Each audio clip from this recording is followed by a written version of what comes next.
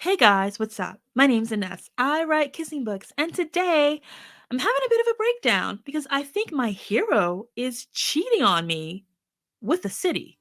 Let me break it down for you.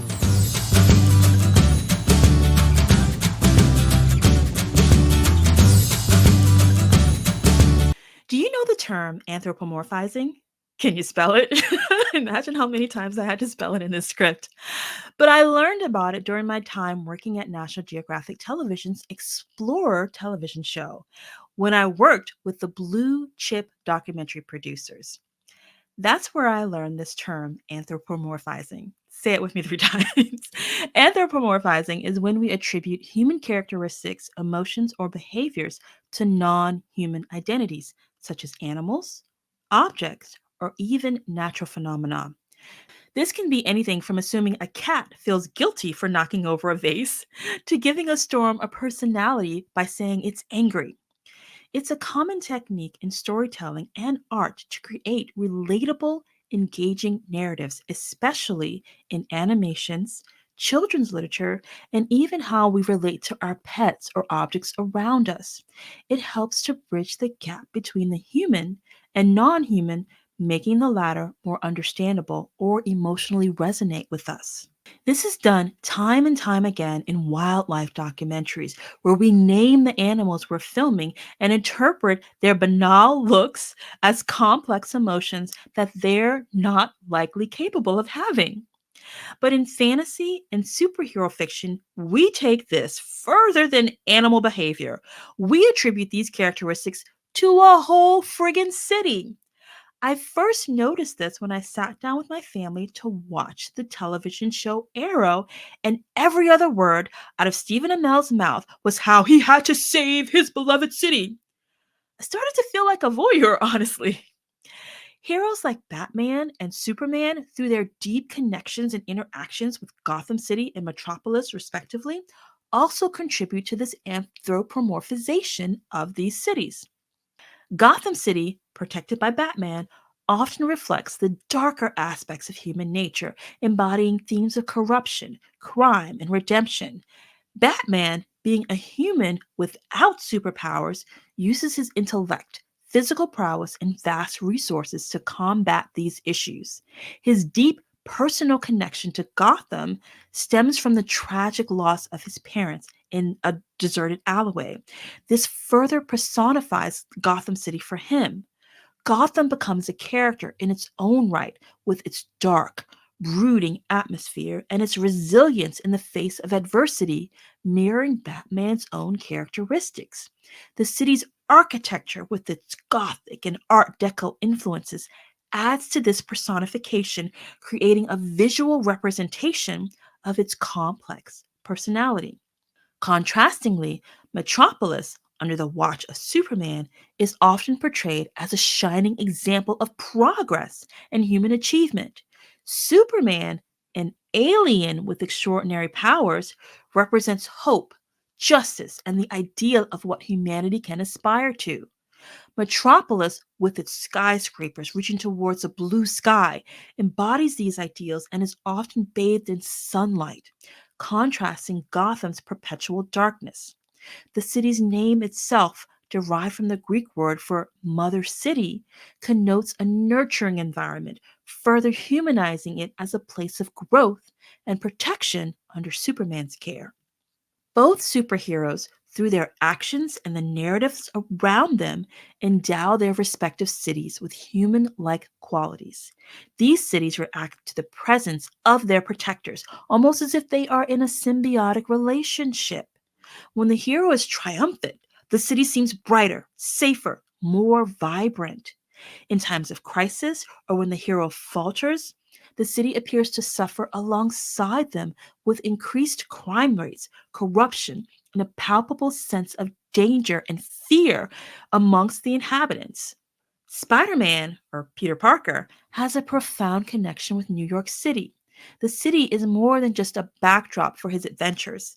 It's a living, breathing character that reflects the diversity, resilience, and challenges of urban life. Spider Man's intimate knowledge of the city, from its towering skyscrapers to its dark alleys, and his interactions with its citizens, from everyday people to villains, imbue New York with a vibrant personality. The city's response to Spider Man's presence, whether it's cheering him on or vilifying him through media like the Daily Bugle, shows a dynamic relationship that highlights the city's multifaceted characters. Also in New York City, Daredevil, or Matt Murdock, is deeply tied to the Hell's Kitchen neighborhood of New York City.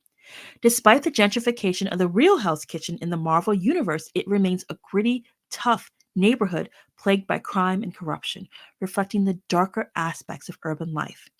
Daredevil's commitment to protecting Hell's Kitchen, combined with his personal connections and legal work within the community, personifies the neighborhood, giving it a resilience and spirit that mirrors Daredevil's own. Though not a city, the fictional nation of Wakanda is intrinsically linked to the Black Panther or T'Challa. Wakanda is a unique blend of futuristic technology and traditional African culture, reflecting the character of the Black Panther himself.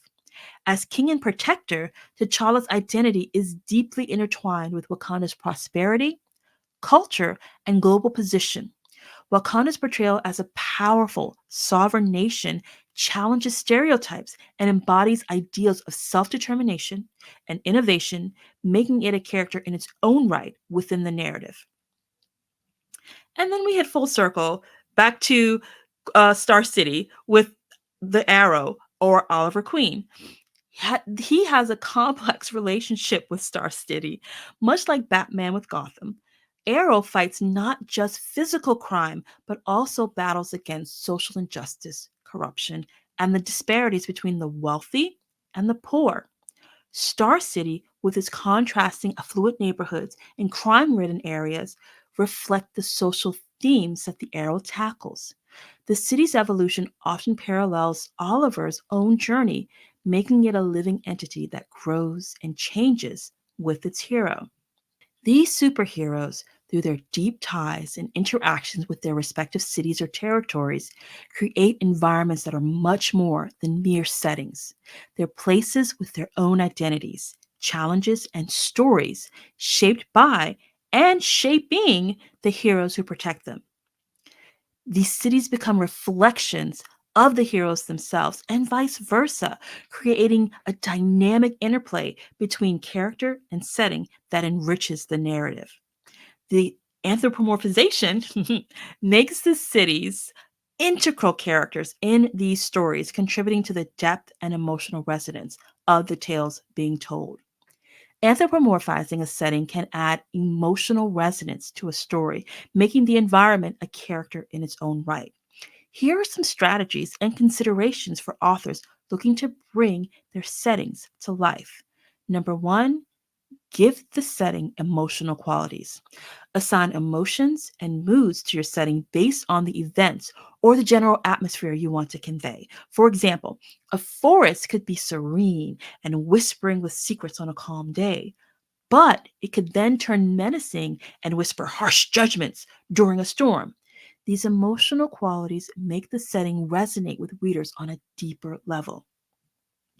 Number two, use descriptive sensory details. Engage all five senses to describe the setting, not just the visual aspects, the sound of a city, the smell of a meadow, the taste of the air after rain, the feel of the cobblestone streets, or the warmth of a small town sun can all bring a setting to life. Sensory details can make a place feel lived in and real. Number three, allow the setting to impact the plot or character's decision in significant ways. A mountain might actively challenge climbers with its treacherous paths, or a city might seem to conspire against a character by way of its labyrinthine alleys and unpredictable weather. When the setting influences the plot, it becomes an active participant in the story.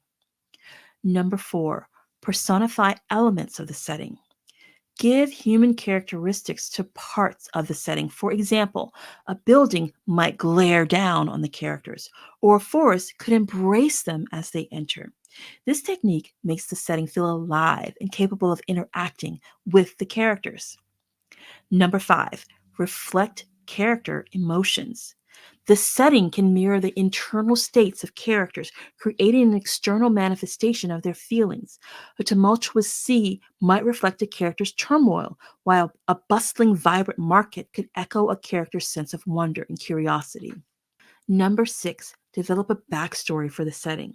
Just like characters, settings with rich history feel more alive. Consider the past events that have shaped the setting, the people who have lived there, and how their stories have left marks on the place.